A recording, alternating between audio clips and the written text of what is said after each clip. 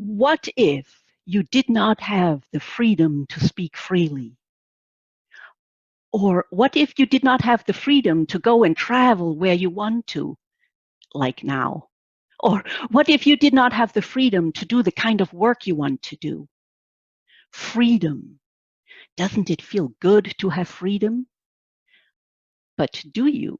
And will you keep it? Madam Contest Master, fellow Toastmasters, and welcome guests. In my view, freedom is a privilege, but most of all, a choice. People choose freedom and its responsibilities. However, these responsibilities must be taught. In 1991, when the Berlin Wall came down, suddenly West Berlin was flooded with East Germans.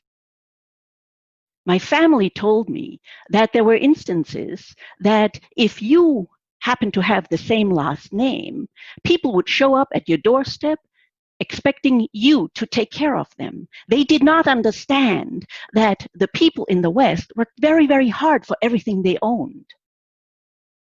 They also told me that the East German government decided for you where you worked, what kind of work you did, how much money you made, your children's education, and even how you spent your free time.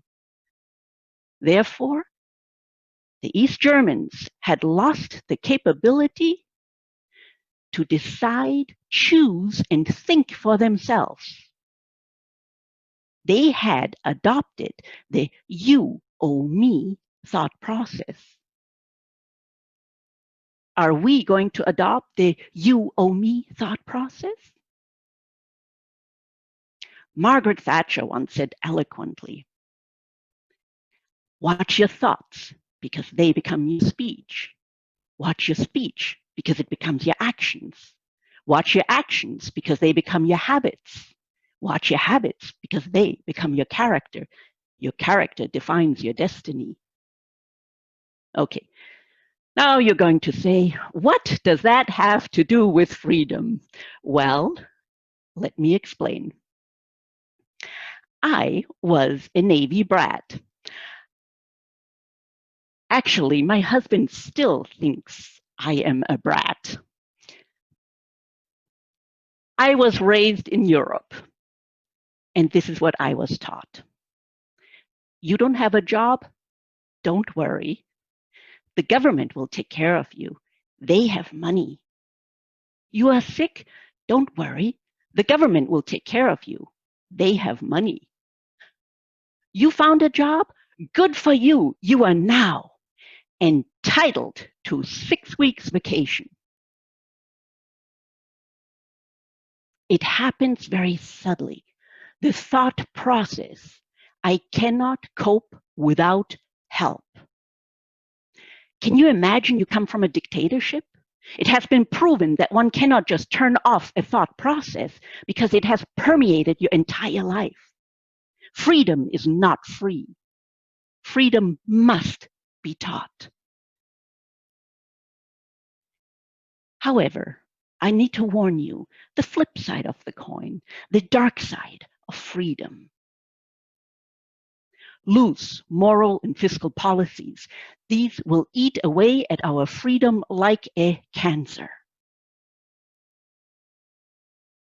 Samuel Adams warned us in 1776.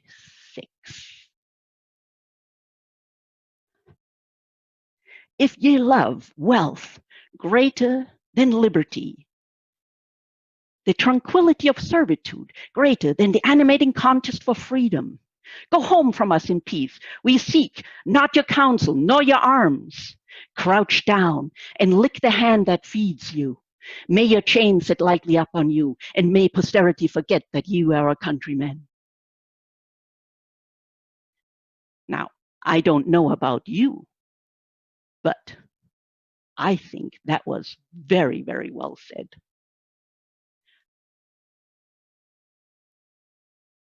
Margaret Thatcher, when she reminded us about our thoughts, That reminds me of what my last part in my speech is. It is said that the largest civilizations lasted for about 200 years. During these 200 years, these civilizations always progressed through the following sequence: from bondage to spiritual faith, from spiritual faith to great courage, from courage to liberty, from liberty to abundance, from abundance to selfishness, from selfishness to complacency, from complacency to apathy, from apathy to dependency, from dependency back to bondage. Where are we in this equation? Let us keep our freedom. Let's choose freedom and its responsibilities. Let us choose freedom. Madam Toastmaster.